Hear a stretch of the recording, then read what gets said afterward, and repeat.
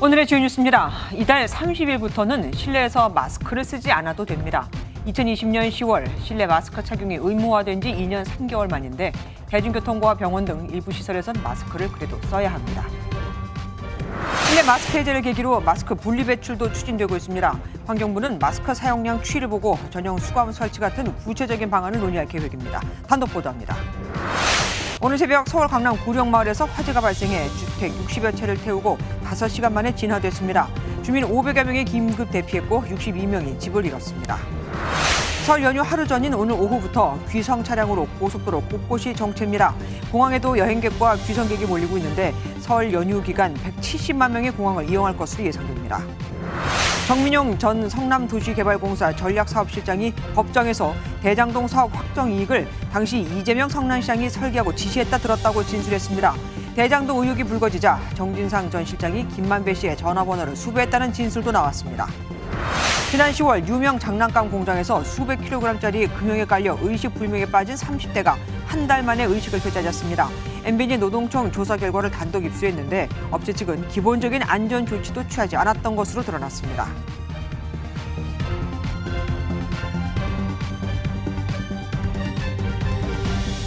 굿바이 마스크. 사랑방 간격을 1.5m 유지해라, 2m 유지해라. 설파했던 게 엊그제 같은데 또 출생 연도에 따라 공적 마스크를 살 수 있는 요일을 정했던 게 엊그제 같은데 드디어 열흘 뒤, 그러니까 이달 30일부터 3년 만에 맨 얼굴로 생활을 할 수 있게 됐죠.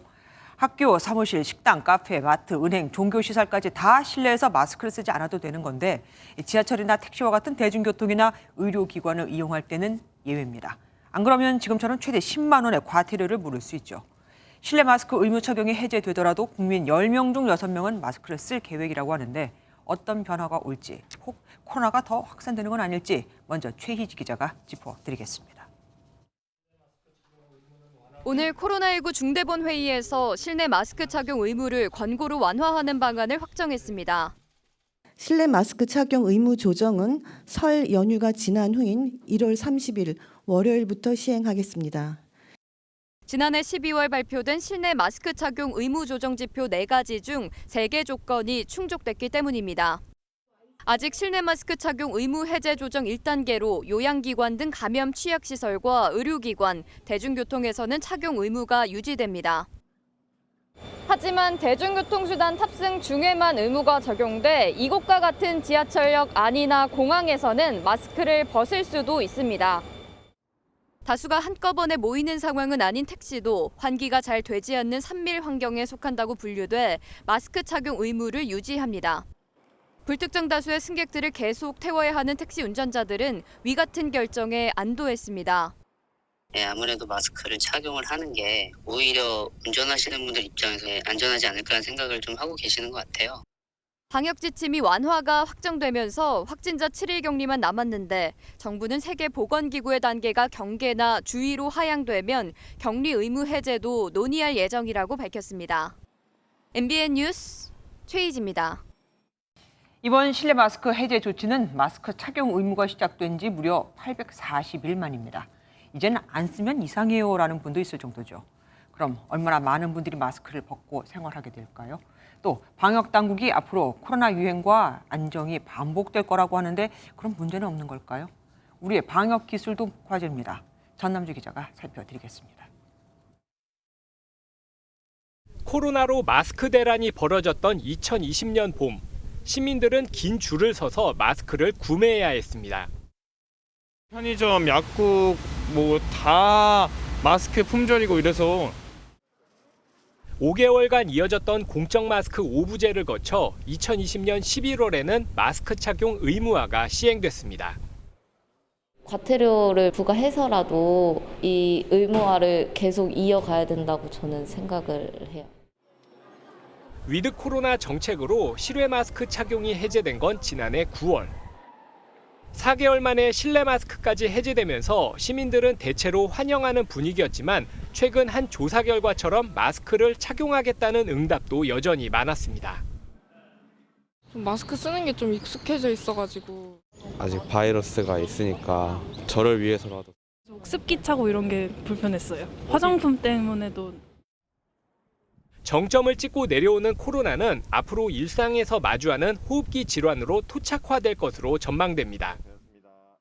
코로나19가 독감처럼 토착화가 되는 걸로 생각합니다. 새로운 다른 변이가 나올 경우에는 소규모의 유행이 있을 것으로.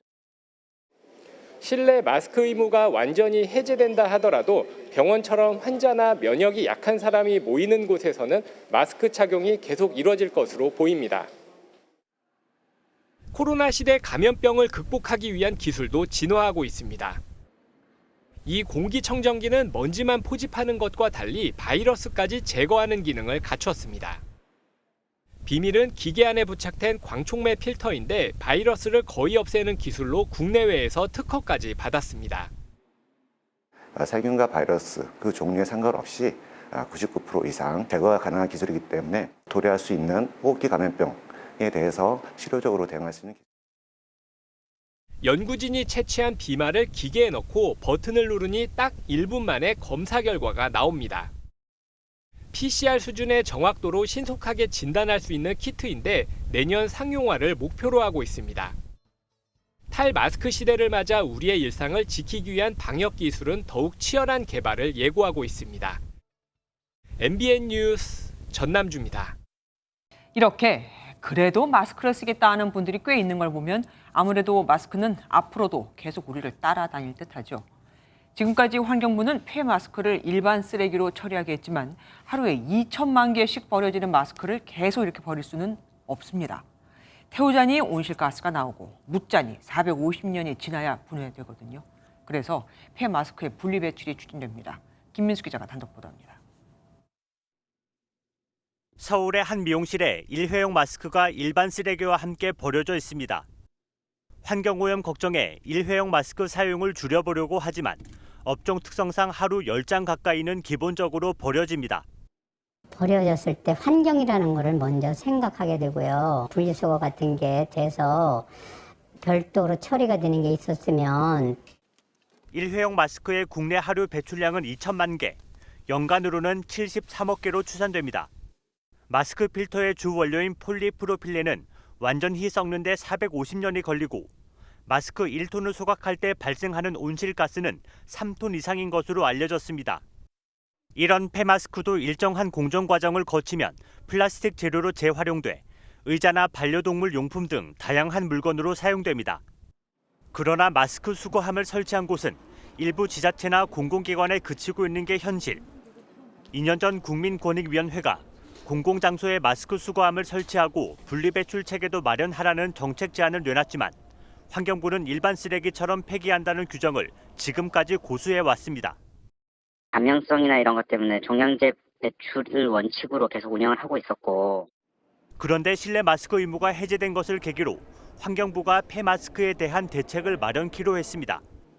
정부 차원의 위드 코로나 기조에 발맞춰 감염 우려보다 그동안 제기된 환경오염의 심각성에 시선을 돌린 것으로 보입니다.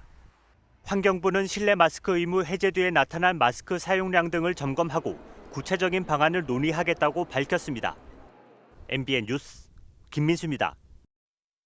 서울에 남은 마지막 판자촌이라 할 수 있죠. 강남 구룡마을에서 대형 화재가 발생해 5시간 만에 진화됐습니다. 내일이 바로 설 연휴 시작인데 이들은 명절 지내기는커녕 당장 머물 곳까지 사라져버렸습니다. 민경현 기자가 다녀왔습니다. 시뻘건 화염과 거대한 연기가 마을을 집어삼켰습니다. 소방관들이 쉴 새 없이 물대포를 쏴보지만 불길을 잡긴 역부족입니다. 불이 난 건 오늘 오전 6시 30분. 소방차 앵앵 소리 나서 나왔죠. TV 있으니까. 안전하게 없었어요. 화재는 이곳 구룡마을 제4구역에서 시작했는데요. 불은 이곳의 주택 40채를 태우고 다른 구역으로 빠르게 번졌습니다. 불은 5시간 20분 동안 주택 60여 채를 집어삼킨 뒤 완전히 꺼졌습니다. 새벽 시간 마을 주민 500여 명이 긴급히 대피했는데 다행히 인명피해는 없었습니다. 산화로 방지되는 것을 방지하여 소방대 및 분부대를 총동원해서 이렇게 뺑 둘러서서 총력 저지하였습니다. 아직 정확한 화재 원인은 밝혀지지 않은 가운데 소방과 경찰은 원인 규명을 위한 합동조사를 벌일 계획입니다. MBN 뉴스 민경영입니다. 구룡마을은 불과 넉 달 전, 그러니까 추석 때는 물난리로 고생을 했었죠. 이번 설엔 불로 고생이고요. 사실 구룡마을에 불이 난 것도 이번이 처음은 아닙니다. 최근 12년간 8차례나 크고 작은 불이나 인명피해가 있었습니다. 이시열 기자가 돌아보았습니다. 비닐과 합판, 스티로폼과 같은 소재의 가건물이 많은 구룡마을. 이렇다 보니 한 번 불이 나면 빠르게 확산되고 좁은 도로는 늘 피해를 키웠습니다. 지난 2012년부터 크고 작은 불이 8차례 났고 한 명이 목숨을 잃기도 했습니다. 골목에서 이렇게 들어오려다가 여기에 보다시피 불을 끌 수가 없잖아요, 이게. 그러니까 점점 번진 거지, 이거. 게다가 이번 불이 원망스러운 건 설 연휴를 코앞에 둔 시점이기 때문입니다. 주민들은 지난해 추석도 수해 복구 작업으로 홀로 보냈습니다. 너무너무 눈물 나는 거예요. 힘들게 사는 것도 서러운데 명절 앞두고 이렇게 불났으니 화재민들은 얼마나 마음이 아프겠어요. 오늘 불로 당장 갈 곳을 잃은 건 총 44가구 62명. 이재민들은 당분간 구청이 마련한 임시 대피처인 인근 호텔에서 머물 예정입니다. 오세훈 서울시장을 비롯해 여야 지도부는 화재 현장을 잇따라 방문해 시리에 빠진 주민들을 격려하고 적극적인 피해 지원을 약속했습니다. MBN 뉴스 이시열입니다. 설 연휴를 하루 앞둔 오늘은 오후부터 벌써 전국 공항과 기차역이 인파로 붐비고 있습니다. 인천공항과 서울요금소 두 곳에 취재기자들 나가 있습니다. 우선 인천공항입니다. 이용객이 지난해에 비해 13배나 많을 것으로 추정된다는데요. 그럼 코로나19 그 이전으로 돌아간 걸까요? 알아보겠습니다. 장모은 기자, 여행객이 꽤 많네요.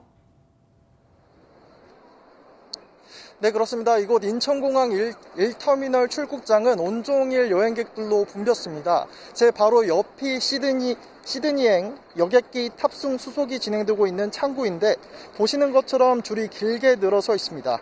대부분 설 연휴를 맞아 가까운 동남아나 일본 등지로 떠나는 가족 단위 여행객들이 많은데요.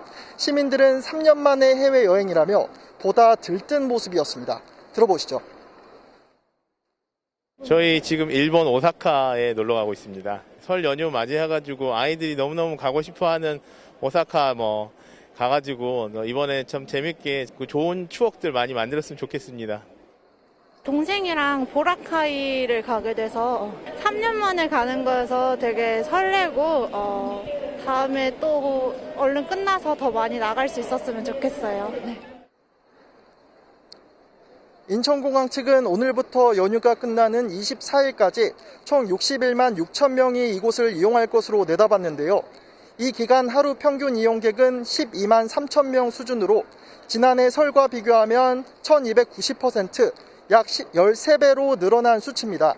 하지만 코로나19 직전인 2019년보다는 여전히 60% 수준에 머물고 있는 상황입니다. 본격적인 휴가가 시작되는 내일은 13만 명이 넘는 인원이 몰릴 것으로 전망됩니다. 일찍 귀성길에 나서는 분들도 많다면서요. 네, 그렇습니다. 저희 취재진이 인천공항에 오기 직전 김포공항도 둘러봤는데요. 김포공항 역시 일찍이 길을 나선 귀성객들로 발 디딜 틈이 없을 정도로 북적였습니다. 3년 만에 대면 설 명절을 맞은 귀성객들은 한층 밝은 표정이었습니다. 저희가 이제 코로나라 그간 못 갔거든요. 그래서 할머니가 손주들을 처음 보세요. 오랜만에 가는 거니까 기분 좋아요. 네. 할머니 애기들 가고 있어요. 가서 봬요. 인천공항을 제외한 전국 14개 공항에 설 연휴 기간 109만 4천 명이 이용할 것으로 전망됩니다. 김포공항은 21일, 제주공항은 24일 가장 복잡할 것으로 보입니다. 특히 제주도 가시는 분들 연휴 막바지인 23일과 25일간 강풍을 동반한 큰 눈이 예보돼 있어 운항 정보 수시로 확인하셔야겠습니다. 열차를 이용하는 귀성객도 많은데요. 낮 4시 기준 전 노선 하행선 예매율은 92.9%로 경부선은 97.4%, 전라선은 95.9%로 표를 구하기가 어려운 수준입니다. 공항과 기차역 등 주요 교통편마다 귀성객들이 몰리고 있어 가급적 여유롭게 이동하시는 게 좋겠습니다. 지금까지 인천공항에서 MBN 뉴스 장명훈입니다. 이번에는 고속도로 상황 알아보겠습니다. 코로나 거리두기 해제 이후 첫 설인 만큼 지난해보다 더 많은 이동량이 예상됩니다. 서울요금소에 취재기자 나가 있습니다. 신영빈 기자, 이미 곳곳에서 정체가 시작됐다면서요? 네, 그렇습니다. 오늘 오전 10시쯤 시작된 정체는 조금 전 오후 6시쯤 정점을 찍은 뒤 이어지고 있습니다. 거리두기 해제 이후 첫 설날이라 오늘 하루에만 전국에서 522만 대의 차량 이동이 있을 것으로 예상됐는데 이미 시작된 겁니다. 저녁 7시 기준 서울에서 출발하면 부산까지 6시간, 광주까지는 5시간 30분이 걸릴 것으로 보입니다. 강원도로 향하면 강릉까지는 2시간 50분, 충청권으로 가면 대전까지는 3시간 30분 정도 걸릴 것으로 예상됩니다. 주요 도로 실시간 상황도 살펴보겠습니다. 먼저 경부선 안성휴게소 방면입니다. 하행선과 상행선 모두 한때 차량이 꼬리를 물고 늘어서 있었으나 지금은 정체가 풀린 상황입니다. 다음은 중부선 호법분기점입니다. 역시 양방향으로 차량들이 몰리며 서행을 시작했었는데 지금은 잠시 정체가 풀렸습니다. 귀성길은 내일 정오 무렵 정체가 집중될 것으로 보이고 귀경길은 모레 저녁 6시쯤 가장 혼잡할 것으로 예상됩니다. 오랜만에 고향 방문이라 많이들 설레실 것 같은데 휴게소 모습은 어떻던가요? 아무래도 시민들은 설레고 들뜬 마음을 감추지 못했는데 들어보시죠. 거리두기 풀리고 처음으로 설이어가지고 할머니 집 가서 설레요. 할머니 사랑해요. 빨리 뵙고 싶어요. 오랜만에 손님 맞이로 휴게소들은 환영 현수막을 내거는 등 들뜬 모습입니다.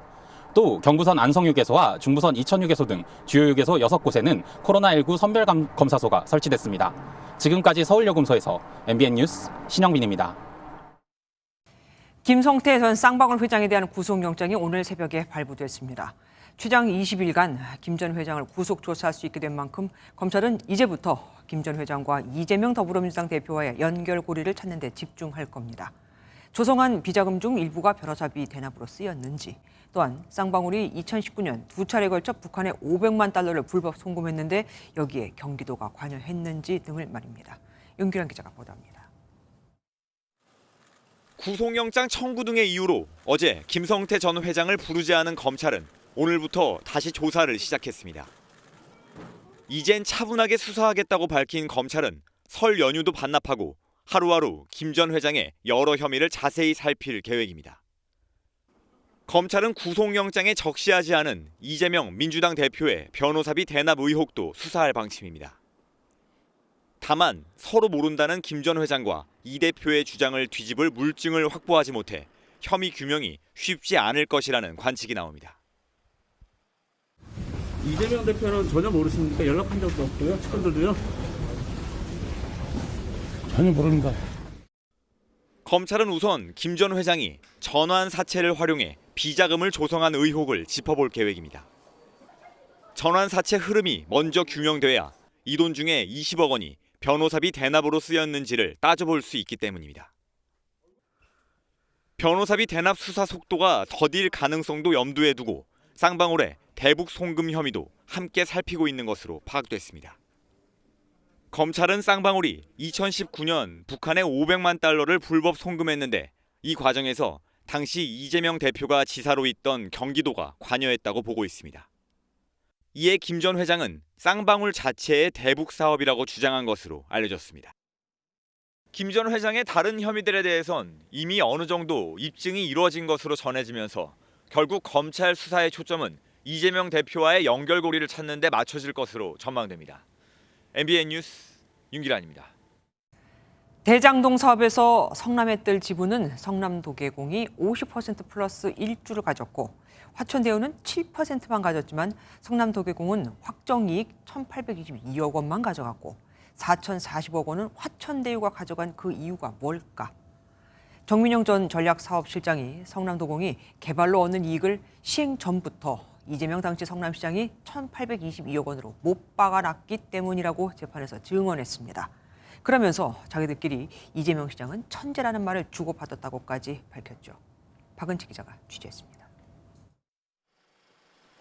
성남도시개발공사 전략사업실장으로 일했던 정민용 변호사는 대장동 사업에서 공사가 확정이익을 받아오는 부분을 설계하고 지시한 인물로 이재명 대표를 지목했습니다. 유동규 전 본부장이 대장동 사업에서 공사가 확정이익을 받아오는 부분은 이재명 시장이 설계하셨고 지시하셨다고 전했다는 겁니다. 그러면서 이 시장님이 천재 같지 않냐는 식으로도 말했다고 밝혔습니다. 정 변호사는 성남도시개발공사에서 유동규 전 본부장의 부하 직원으로 2013년부터 2020년까지 일했습니다. 유 전 본부장은 이 대표와 관련한 새로운 증언을 예고했습니다. 그 대장동 1공단 사업 보고서 엑스표 친 거 이재명 지사라고 생각하시나요? 그거 관련돼서는 증언들을 처분히 할 생각입니다. 재판에서는 이 대표의 최측근인 정진상 전 민주당 대표실 정무조정실장이 대장동 특혜 의혹이 불거지자 화천대유 대주주 김만배 씨의 전화번호를 수배했다는 진술도 나왔습니다. 정민홍 전 실장은 유 전 본부장의 지시를 받고 남욱 변호사에게 전화해 정진상 전 실장이 김만배의 전화번호를 알아보고 있다고 전했다고 말했습니다. 정 변호사는 다만 당시 부동산 시장이 불확실했던 만큼 공사가 확정이익을 가져가는 사업 방식 자체는 부적절하지 않다고 생각한다고 진술했습니다. MBN 뉴스 박은채입니다. 이정근 전 더불어민주당 사무부총장에게 10억 원에 달하는 금품을 준 사업가 박모 씨가 재판에 출석해 폭탄 발언을 했습니다. 박영선, 노영민 등 유력 인사들에게 인사를 해야 한다며 마치 빨대를 꽂은 듯 지속적으로 돈을 요구했다고 말이죠. 검찰은 관련된 문자 메시지 등을 공개하기도 했습니다. 홍유 기자가 보도합니다.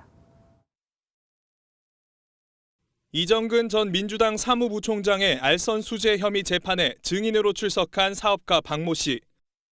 이 전 부총장이 빨대를 꽂고 돈을 빼가는 것처럼 지속적으로 금품을 요구했다고 폭로했습니다. 검찰은 두 사람이 주고받은 문자 메시지 내용과 통화 녹취록을 공개했습니다.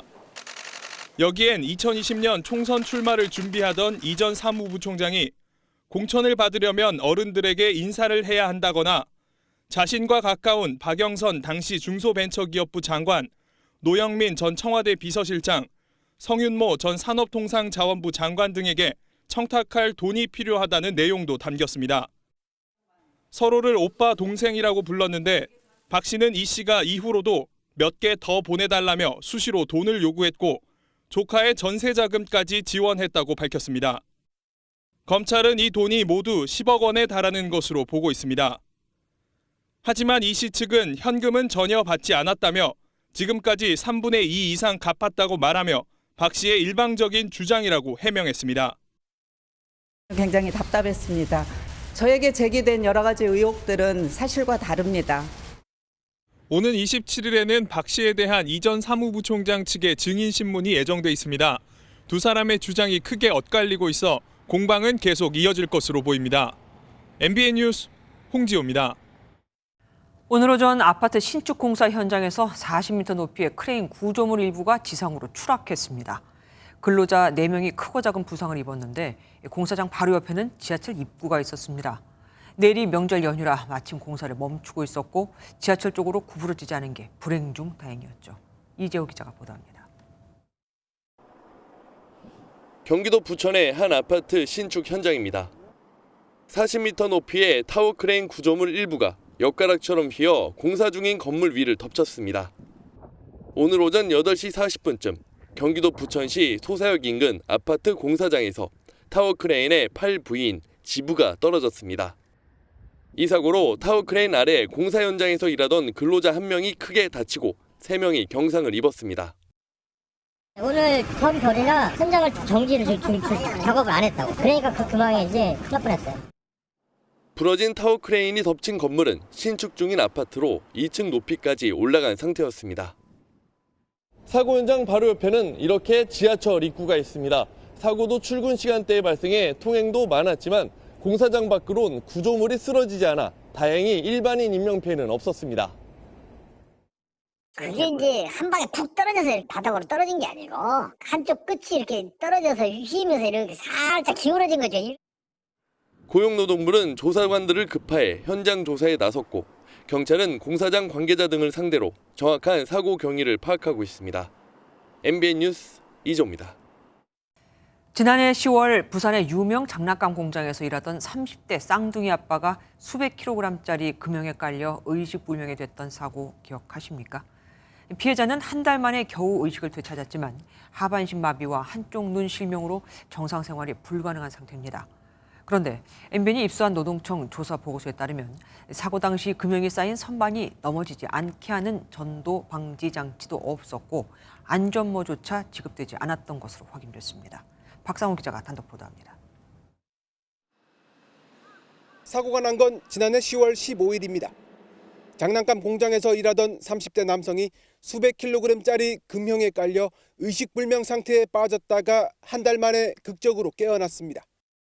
하지만 척수 손상으로 하반신이 마비됐고 한쪽 눈까지 시력을 잃었습니다. 사고 당시 회사 측은 사망 사고가 아니라는 이유로 119만 부르고 경찰에 신고하지 않았습니다. 피해자 가족의 고발로 뒤늦게 조사에 착수한 노동청은 최근 안전조치 부실로 인한 사고로 결론 냈습니다. MBN이 입수한 노동청 조사 결과 보고서입니다. 사고 현장에는 수백 킬로그램짜리 금형이 층층이 쌓여 있었는데도 선반이 넘어지지 않도록 하는 전도 방지 장치가 없었고 중량물 취급 작업 계획서도 작성되지 않았습니다. 특히 회사 측은 기본적인 안전모조차 지급하지 않은 것으로 조사됐습니다. 일부 기소의견으로 보냈고 조사 결과는 가족분들한테 통보해드렸고요. 업체 측은 경찰 조사에서 안전관리 소홀 혐의를 일부 시인한 것으로 전해졌습니다. 피해자 가족들은 분통을 터뜨립니다. 아이들 키우는 어머니들께서는 다 아시는 브랜드인데 참 어떻게 이렇게 회사를 운영을 하시나 돈벌이 수단인가 싶기도 하고. 노동청은 업체 대표를 산업안전보건법 위반 혐의로, 경찰은 업무상 과실치상 혐의를 적용해 각각 검찰에 송치했습니다. MBN 뉴스 박상호입니다. 흔히 사용하는 모바일 상품권, 기프티콘을 거래하는 과정에서 구매자가 상품을 확인하겠다면서 바코드 일부를 보여달라고 하는 경우가 있는데 조심하셔야겠습니다. 그 일부만 봐도 상품권 전체 번호를 알아낼 수 있다고 하거든요. 이런 신종 사기 행각을 벌이다 체포영장 11번에 수배만 80회 내려진 30대 남성이 결국 붙잡혔습니다. 김태형 기자가 단독 보도합니다.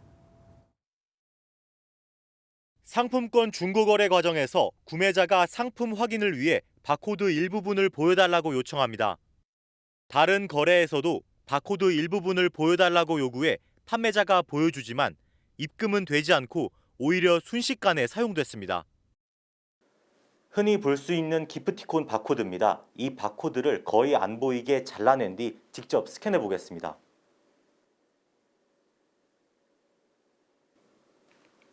그래도 전체 바코드 번호가 인식되기 때문에 이를 몰랐던 판매자들이 사기를 당한 겁니다. 이런 식으로 30대 남성 A씨가 지난 2021년 10월부터 1년간 피해자 130여 명에게 뜯어낸 돈은 약 3,600만 원. 별 생각 없이 그냥 바코드 가려서 올렸죠. 이미 그걸 다운받아서 사용을 했다고 하더라고요. 저처럼 몰라서 당했던 사람들도 되게 많더라고요. 잇따른 신고에 A씨에 대한 체포영장이 11번 발부되고 수배만 80회가 내려졌습니다. 기프티콘으로 생활비를 마련한 A씨는 주거지를 옮기며 경찰을 따돌리다 결국 경기도 일산의 한 모텔에서 덜미가 잡혔습니다. 서울 마포경찰서는 A씨를 사기 혐의로 지난 12일 검찰에 구속 송치하고 추가 범행이 있는지 확인하고 있습니다. MBN 뉴스 김태형입니다. 서울 강동구 둔촌 주공 아파트는 재건축 조합과 건설사들이 원재료값 상승으로 늘어난 공사 비용을 놓고 갈등을 빚다가 조정이 잘 됐나 보다 했는데 아니었던 걸까요? 다시 공사가 중단되고 소송전까지 벌어지고 있습니다. 이 아파트 일만이 아닙니다. 입주 예정자들만 애가 타들어갑니다. 최윤영 기자가 취재했습니다. 서울 반포의 3,000가구 재건축 아파트 현장. 오는 8월 입주 예정으로 70% 정도 공사가 진척됐는데 중단 위기에 내몰렸습니다. 조합 측이 공사비 증액을 놓고 시공사 삼성물산과 갈등을 빚다 보니 대금을 받지 못한 감리업체가 다음 달 중단을 통보했기 때문입니다. 이곳은 분양 당시 청약 경쟁률이 1,800대 1을 넘을 정도로 인기를 끌었던 곳인데 감리가 중단되면 시공사는 공사를 멈출 수밖에 없습니다. 공사 지연으로 입주 예정자들만 피해를 보게 생겼습니다. 지금 입주만 기다리고 있는데 정말 한 달, 두 달 늦어진다고 하는데 대출 이자도 있고 하루라도 정말 늦어지면 안 돼서. 또 다른 서울 방배동의 재건축 현장. 3, 4층 정도까지 올라갔는데 비닐들이 일부 덮여 있고 공사는 하다 말았습니다. 시공사 동부건설은 공사비 인상을 요구했고 조합 반발로 입주 차질은 불가피한 상황입니다. 공사비 증액을 놓고 잠원동의 또 다른 재건축 단지도 GS건설과 3개월째 협상 중이고 마포의 1,000가구 넘는 아파트는 반년 넘게 첫 삽도 뜨지 못하고 있습니다. 공사비의 원가의 증가가 한 20에서 40%가량 발생했는데요. 하지만 발주자 입장에서는 추가 비용을 주는 거에 대한 부담이 있기 때문에 이러한 다툼들이 계속적으로 발생하고 있는 상황이라 볼 수 있습니다. 지난해 공사비 갈등으로 6개월 공사가 중단됐던 둔촌 주공 재건축 아파트는 피해만 1조 6천억 원에 달하는 것으로 추산됐습니다. MBN 뉴스 최윤영입니다.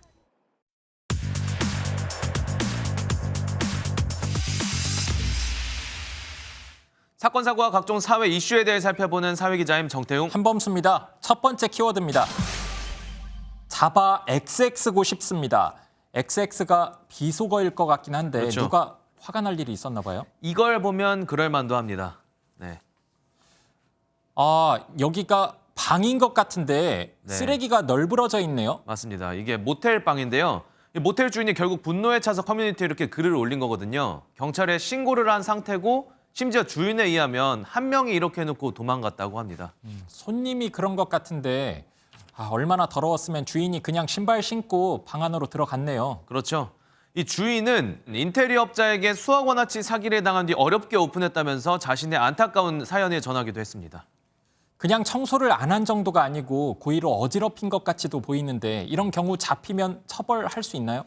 이게 또 근데 특정 시설물이 아예 손괴되지 않았고 또 고의임을 증거로 입증하기 어렵다면 형사처벌은 어렵다는 게 법조계의 관점입니다. 그렇군요. 어지럽혀진 사진만으로는 손괴 고의가 인정되기 어려워 보여서 형사적 처벌은 어렵지 않을까라고 생각하고.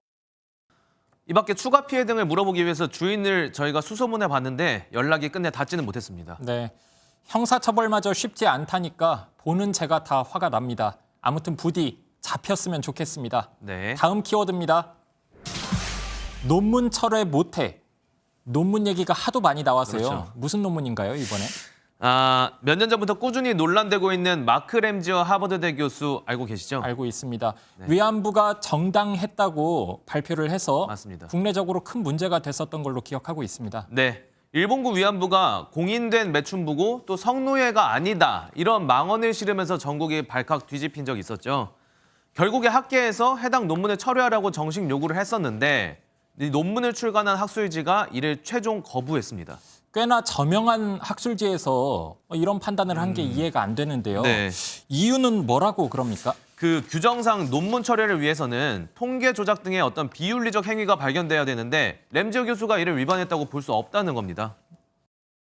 내부적인 전문가가 검토해도 문제가 있다는 것을 철회를 하지 않고 우려 표명이라는 편법으로 이렇게 유지한다는 것은 대단히 문제라고 지적할 수밖에 없죠.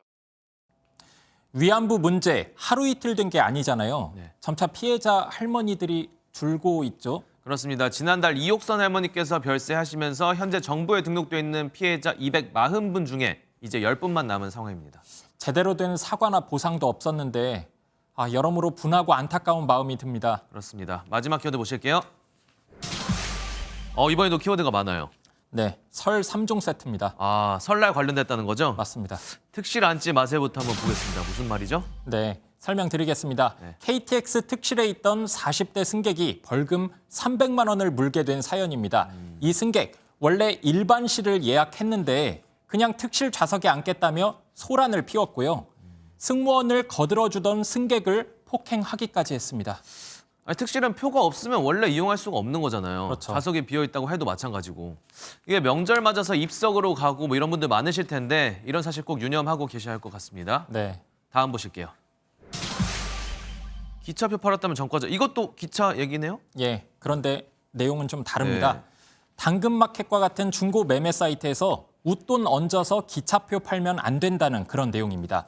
걸리면 1,000만 원 이하로 벌금은 아니고 과태료 물 수 있다고 그러고요. 관련 법에 따르면 기차표는 정가보다 비싸게 판매될 수 없습니다. 야, 명절에 고향 갈 차표 없다고 괜히 무리하면 안 되겠네요. 네. 그리고 명절 앞두고 주의할 게 또 있습니다. 온라인 중고 매매로 건강기능식품도 사고 팔아서는 안 됩니다. 그것도 불법입니다. 네, 잘 알겠습니다. 마지막까지 보실게요.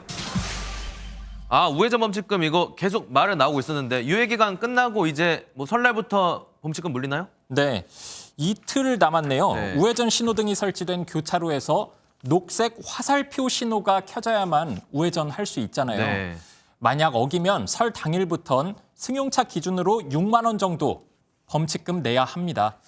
우회전 신호등 근데 없는 곳에서도 똑같이 과태료 문다고 전 들었는데 앞으로 그런 곳에서는 운전 어떻게 해야 되죠? 네, 이 부분은 현장에서 설명드리겠습니다. 사실 우회전 신호등이 없는 곳이 더 많습니다. 그럴 때는 차량 신호등이 빨간불이면 무조건 멈춰 서서 주변에 사람이 있는지 확인하고 지나가면 됩니다. 그 뒷차가 좀 빵빵거리고 이런 것들이 조금 줄지 않을까 싶긴 하는데요. 저는 좀 더 긍정적으로 보고 있어요. 네, 우회전 안 한다고 뒷차가 빵빵거리지 않게 될 것이다라면서 긍정하는 답변 방금 보셨는데요. 안 그래도 밀리는 도로 더 밀리게 생겼다는 답답함도 동시에 나오고 있습니다. 네, 오늘은 여기까지 하겠습니다. 새해 복 많이 받으시고요. 지금까지 사회기자 M이었습니다.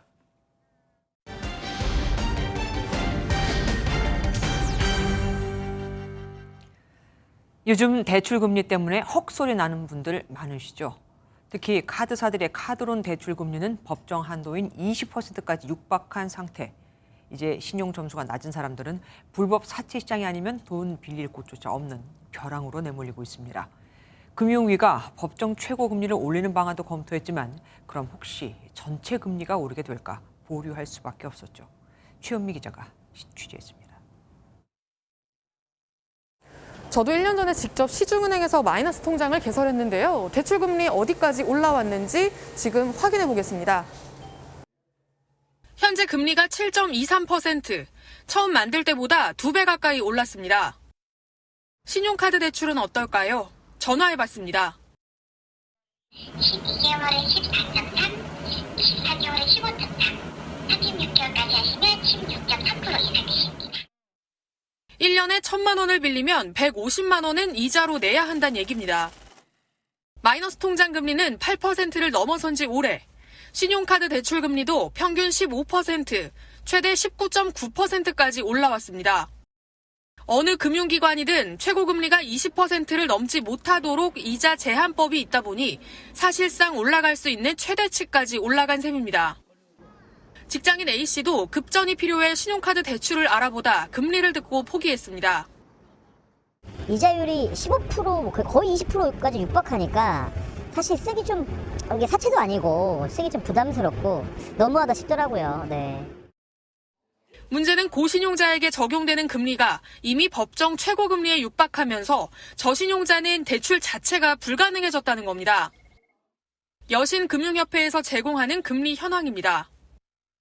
신용점수에 따라 금리가 서서히 올라가는데 600점대에 접어드니 대부분 공란으로 비워져 있습니다. 대출이 나가지 않는다는 뜻입니다. 업계 1, 2, 3위가 한 곳은 아예 이제 철수됐고 두 곳은 이제 영업을 중단을 한 거고 후속 업체들은 이제 따라갈 수밖에 없잖아요. 나머지 업체들도 굉장히 보수적으로 영업할 수밖에 없을 거예요. 결국 저신용자는 불법 사금융으로 떠밀려날 수밖에 없습니다. 인터넷 대출 관련 사이트에는 급전이 필요하다는 문의글이 하루에 수백 개씩 올라오고 이들을 노린 불법 업체들도 활개를 치고 있습니다.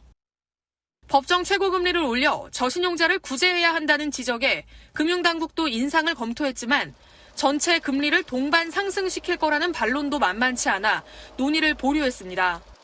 MBN 뉴스 최은미입니다. 자체 핵도 보유할 수 있다. 이 최근 발언에 미국도 놀라고 이란도 아랍에미리트의 적은 이란이라는 말에 덧붙여 시비 아닌 시비를 걸어오고 있죠. 윤석열 대통령이 핵 확산 금지 조약을 존중하는 게 현실적이라며 진화에 나섰습니다. 이번 순방에서의 성과가 자칫 이런 걸로 뒤덮일까 우려한 겁니다. 황정 기자가 보도합니다. 윤석열 대통령은 지난 11일 업무보고에서 북 도발 수위가 높아지면 전술핵 배치나 자체 핵 보유도 할 수 있다고 밝혀 논란이 커졌습니다. 이에 월스트리트저널 인터뷰에서 윤 대통령은 핵 확산 금지 조약 NPT 체제를 존중하는 것이 현실적이고 합리적인 것이라고 말했습니다. 핵 무장론으로 확대 해석하는 걸 경계하며 동시에 미국과 확장 억제 전략을 강화하는 것이 중요하다는 뜻을 전한 것으로 해석됩니다. 이번 UAE 스위스 순방에서 윤 대통령은 308억 달러, 우리 돈 38조 원의 해외 투자를 유치해 경제 성과를 거뒀다는 평가를 받습니다. 근본 투자 협약은 UAE의 국가 간 투자 협약 중 사상 최대 규모이며 투자 협력 플랫폼을 구축해서 적극 지원할 계획입니다. 다만 아크 부대에서 했던 UAE의 적은 가장 위협적인 국가는 이란이고 우리의 적은 북한입니다 발언은 한국과 이란이 대사를 맞춰치 하는 등 논란을 불렀습니다. 대통령실 고위 관계자는 장병 격려 발언을 이란이 오해하며 동결 자금 문제도 거론되는 등 초점이 흐려지고 있다면서 오해가 풀린다면 정상화될 것이라고 진단했습니다. 올해 첫 순방을 마치고 내일 아침 귀국하는 윤 대통령은 설 연휴 동안 이번 투자 유치 성과를 점검하고 전국 구상을 이어갈 방침입니다. 쭈리에서 MBN 뉴스 황지연입니다. 1월 들어 특히 여야가 더 있는 힘껏 부딪힌 이유 중 하나가 설 밥상머리 민심 때문이었죠.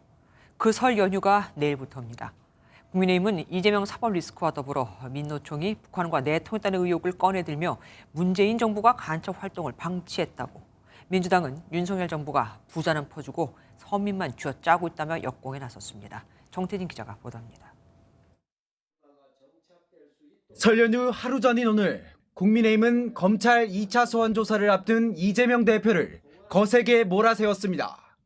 이재명 대표는 정적 제거라는 정치 프레임으로 본인의 부정비리 의혹을 덮고 넘어가려는 정치적 술수를 부리고 있습니다. 또 민주노총이 북한과 내통했다는 간첩 사건 의혹을 꺼내들며 문재인 정부가 간첩 활동을 방치했다고 공세에 나섰습니다.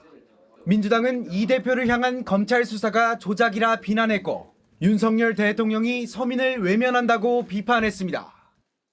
서민들은 어떻게 하든 쥐어짜고 초부자들에게는 퍼주지 못해서 안달인 것 같습니다. 특권층을 위한 영업사원이 아니라 구룡마을 화재 소식에 여야는 나란히 구룡마을을 찾았지만 여기서도 신경전은 이어졌습니다.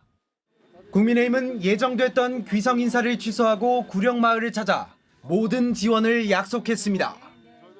반면 민주당은 이태원 참사 합동 분향소를 들렀다 구룡마을로 향해 더 일찍 오고 싶었지만 진화에 방해될까 완진 이후 현장을 찾았다고 견제구를 날렸습니다. 여야는 각기 이재명 사법 리스크와 서민 민생 행보를 강조했습니다. 설 밥상머리에 올라올 민심을 공략하겠다는 계획입니다. MBN 뉴스 정태진입니다.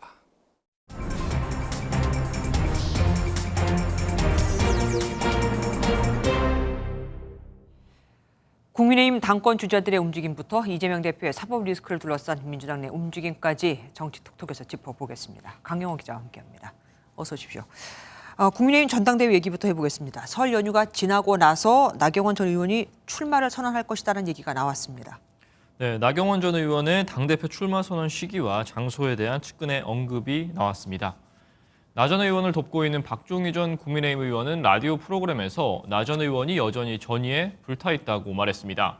출마 선언 시기를 묻는 질문엔 대통령 귀국하시면 그 이후 설 연휴 끝나고 보수의 상징적인 장소에서라고 답했습니다. 박 전 의원과 통화를 해보니 용산 전쟁기념관, 남대문 시장, 대구 서문시장 등 여러 아이디어 차원에서 얘기한 것이라며 나 전 의원과 논의한 것은 아니라고 밝혔습니다.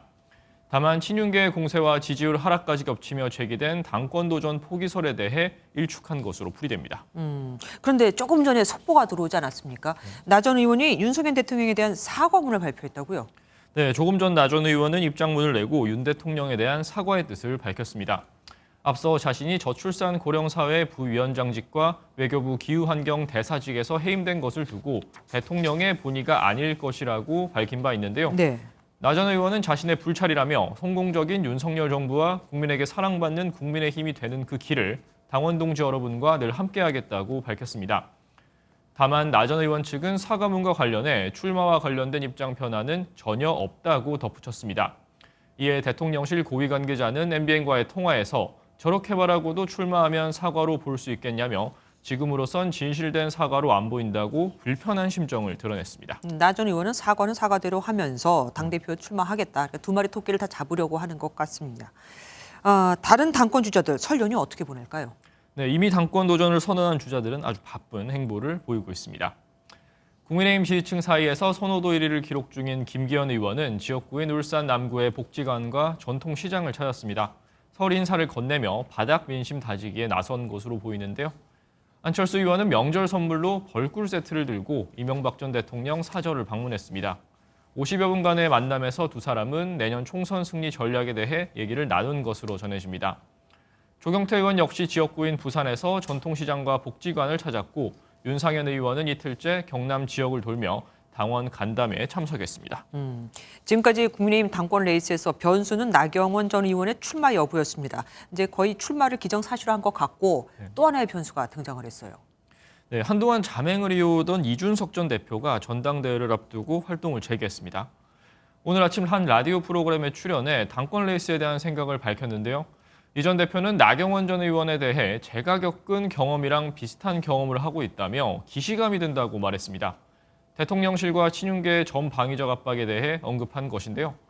나 전 의원의 출마 여부에 대해선 본인에게 출마의 기회가 주어지는 상황 속에선 항상 나가셨던 분이라며 출마 가능성이 높음을 시사했습니다. 뭐 하지 말라는 걸 했다는 식으로 밀어붙이더라면서 뭐 기시감 얘기를 했습니다. 네. 자기 얘기를 빗댄 것 같은데 어쨌든 이 전 대표의 활동 재개는 당권 주자들에 있어서 좀 부담 아니겠습니까? 네, 맞습니다. 이 전 대표 여권의 대표적인 빅마우스로 꼽히는데요. 당대표직에선 물러났지만 여전히 2030 남성들의 강한 지지를 받고 있다는 점에서 발언 하나하나에 관심이 쏠릴 수밖에 없습니다. 100만 명의 국민의힘 당원 중 15만 명가량이 친이준석 성향으로 추정되는 만큼 실제 표심에도 적지 않은 영향력을 발휘할 수 있다는 전망이 나옵니다. 그것도 이번 당대표 선거에서 우리가 주목해서 봐야 할 지점일 겁니다.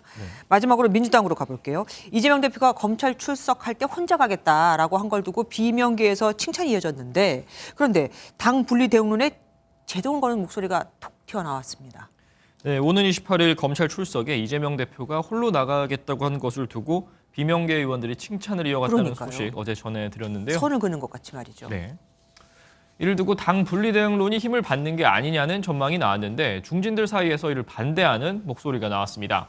당 비상대책위원장 출신이자 사선인 우상호 의원은 라디오에 출연해 분리 대응하라는 건 당대표 그만두라는 소리라고 비판했습니다. 민주당 대표가 아니면 검찰이 이렇게까지 괴롭히지 않는다며 국민의힘이 총선에서 승리하게 도와주는 것이라고 지적했습니다.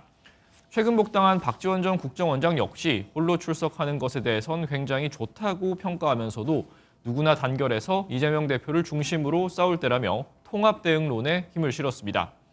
검찰의 전방위적 압박이 계속되는 상황에서 당 중진들을 중심으로 현실론이 고개를 드는 모습입니다. 예, 정치 톡톡 강영호 기자와 함께했습니다.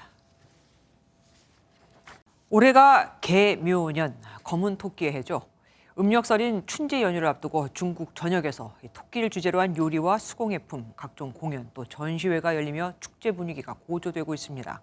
한 제과점에서 만든 토끼 모양 과자는 한 달 만에 무려 30만 개가 판매되기도 했죠. 베이징에서 윤석정 특파원이 전해왔습니다. 베이징의 한 제과점에서 토끼 모양 과자를 만들고 있습니다. 매장 안팎은 과자를 사려는 사람들로 북적입니다. 我是买这个兔子造型的糕点，我觉得它非常可爱，非常好看，然后想买给家里老人和小孩吃的。 한 달 만에 무려 30만 개가 팔렸을 정도로 인기입니다. 간수성 란저우시의 전통 과자점에서는 토끼 모양 찐빵을, 상하이의 유서 깊은 난샹 만두집에서는 토끼 모양 만두와 찹쌀떡을 만들어 손님들의 주문이 이어집니다. 빨간 천을 가위로 자르고 재봉틀로 박음질합니다. 이내 작은 토끼 모양 장신구가 탄생합니다. 它的耳朵长长的，有招财的寓意。我们所做的每一个小兔子，都寓意着大家在新的一年里前途似锦，幸福美满。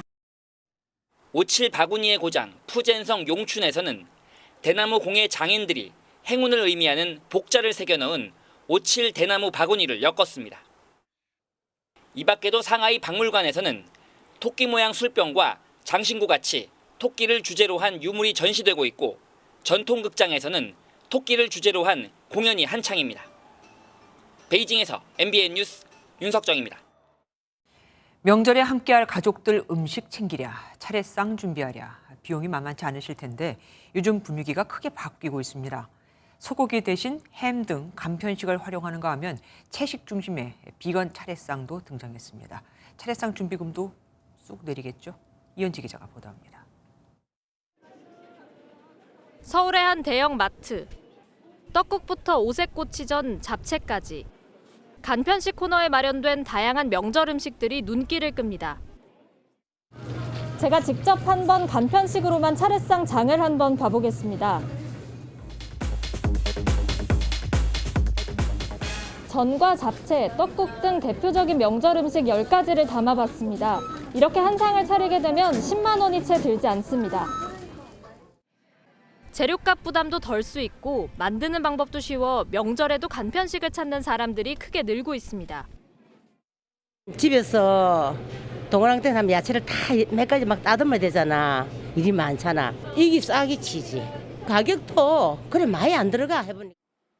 채식 인구가 늘면서 이른바 비건 차례상을 준비하는 사람들도 등장했습니다. 떡국엔 계란 대신 강황가루로 만든 고명을 올리고 동태전 대신 채소전을, 소고기가 아닌 대체육 산적을 차례상에 올립니다. 대체육으로 고기를 가미해서 떡국을 끓이고 전을 부칠 때도 콩밀가루에다 강황가루를 섞여서 이제는 많은 분들이 그런 부분에조차도 이해를 하실 수 있는 환경이 되지 않았을까. 간편식부터 채식 차례상, 여기에 사전 준비가 필요 없는 밀키트형 한상 차례상까지. 변화하는 생활상에 맞춰 명절 풍속도 점점 다양해지고 있습니다.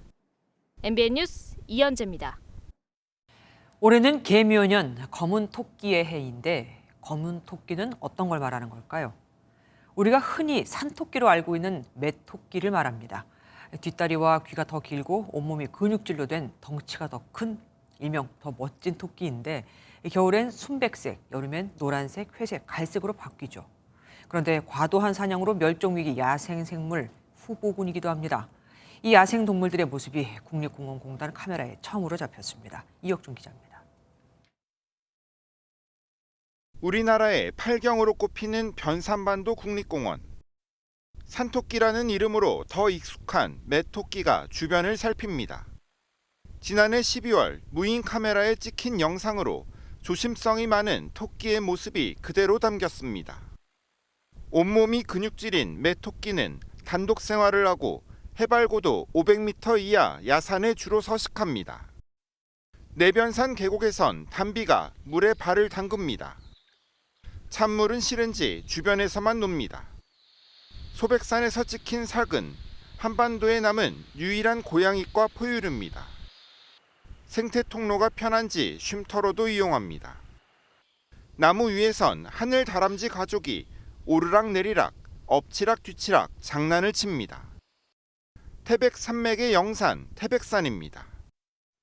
무분별한 밀렵과 서식지 파괴로 개체수가 줄었던 멸종위기 야생생물 1급 사냥이 무인 카메라에 얼굴을 비춥니다. 계룡산 깊은 산속에선 팔색조가 힘차게 웁니다.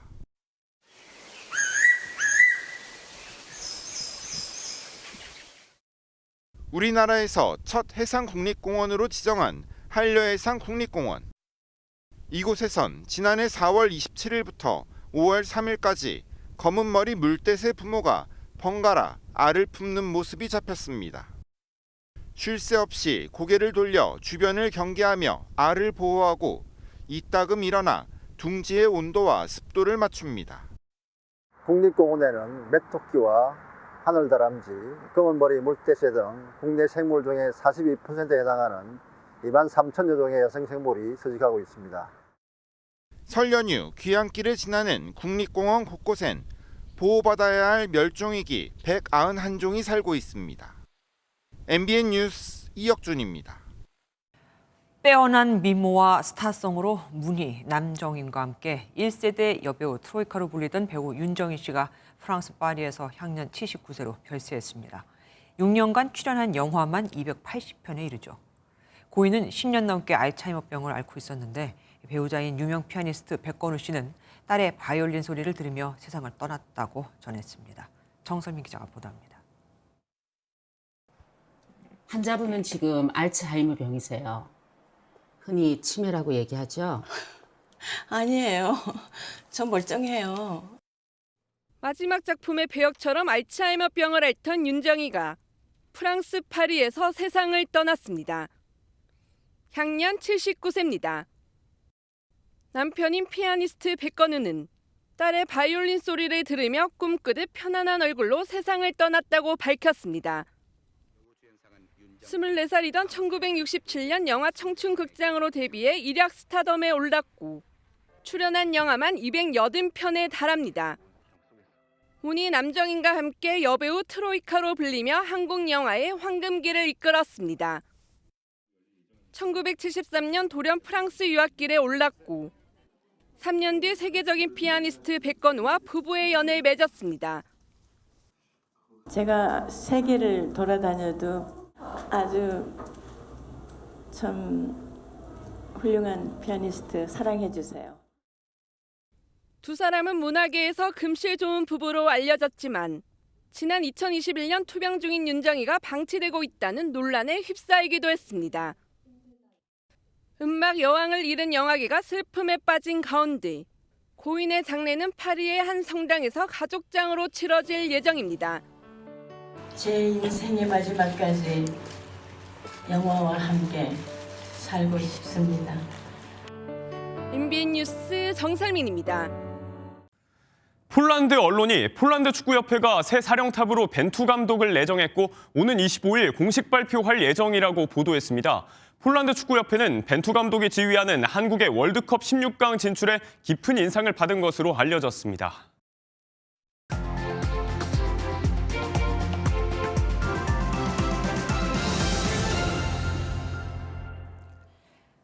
여보게, 그날 무엇을 했고 무엇을 보고 들었나. 김주열 열사를 추모하는 시입니다. 그는 16살이던 1960년 자유당 정권의 3.15 부정선거를 규탄하다가 실종도 했습니다. 27일 만에 마산 중앙부두에서 발견된 소년의 시신은 눈에 최루탄이 박힌 처참한 모습이었고 이 사건은 4.19 혁명으로 이어지는 기폭제가 되죠. 3.1운동에 몸을 던진 유관순 열사나 광주 학생 항일 운동을 보면 이 땅의 민주주의는 꽃다운 10대 청년들의 희생으로 쌓아올린 금자탑이라고 해도 과언이 아닐 겁니다. 촛불 중고생 시민연대를 아십니까? 이름만 들으면 청소년 단체일 것 같은데 아닙니다. 회원 97%가 성인인 단체입니다. 작년 11월 기준 40, 50대가 60명으로 가장 많고 이어 20, 30대 19명, 60대 이상이 18명, 정작 중고생인 10대는 불과 3명 뿐이었거든요.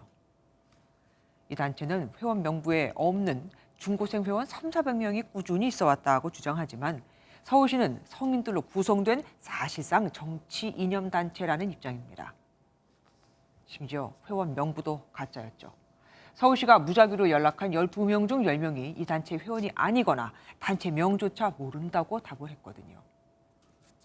또 이 단체가 서울시 보조금을 받아 발간한 중고생 운동사의 내용은 국가보안법 위반 소지가 다분합니다. 이 촛불연대가 과거 김일성의 대표였던 타도 제국주의 새날 청소년 동맹의 계보를 잇는 단체라고 쓰여 있거든요. 이 단체가 받은 서울시 보조금은 9,100만 원, 다 국민 혈세입니다. 서울시는 고발 조치와 보조금 1,600만 원, 그러니까 일부를 환수했으며 기타 부당 편취한 보조금은 추가 환수할 계획이라며 뒤늦게 부산을 떨고 있지만 전화 몇 통만 해도 확인할 수 있었던 걸 그동안 손 놓고 뭘 했던 걸까요? 담당 공무원들이 바뀌지 않으면 제2, 제3의 촛불 중고생 시민연대 같은 일은 얼마든지 생길 수 있습니다. 우린 또 계속 그 공무원들을 믿고 세금을 내고 살면서 말이죠. 김주아의 그런데 오늘은 10대 3명뿐 중고생 단체 만나였습니다. 설 연휴를 하루 앞둔 오늘 전국 대부분 지역에 한파특보가 내려졌습니다. 특히 강원 내륙과 충청 내륙, 경북 북부 내륙을 중심으로는 한파경보가 발효 중인데요. 따라서 오늘 밤사이 기온은 큰 폭으로 떨어집니다. 내일 서울 아침 기온이 영하 10도로 오늘보다 6도가량 낮겠고요. 이후 화요일이 되면 서울 아침 기온 영하 17도까지 곤두박질하면서 올겨울 들어 가장 춥겠습니다. 추위 속에 곳곳에는 눈도 내립니다. 설날 당일에는 전국 대부분 지역에 눈이나 비가 내리겠고요. 연휴 마지막 날인 화요일에는 호남과 제주를 중심으로 강하고 많은 눈이 예보됐습니다. 따라서 이번 귀경길에는 뱃길이나 하늘길이 막힐 가능성이 큽니다. 운항 정보 잘 확인해 두시기 바랍니다. 현재 전국이 대체로 맑은데요. 호남 서해안과 제주로는 내일 아침까지 약하게 눈이 날리는 곳이 있겠습니다. 내일은 전국이 가끔 구름 많겠습니다. 자세한 지역별 기온 보시면 춘천이 영하 14도, 서울도 영하 10도 안팎까지 떨어지겠고요. 남부지방도 광주와 부산이 영하 5도, 대구도 영하 8도까지 떨어지면서 오늘보다 많게는 10도가량 낮겠습니다. 이번 강추위는 연휴 이후에도 내내 이어질 전망입니다. 날씨였습니다. 안녕하세요. 김주하입니다.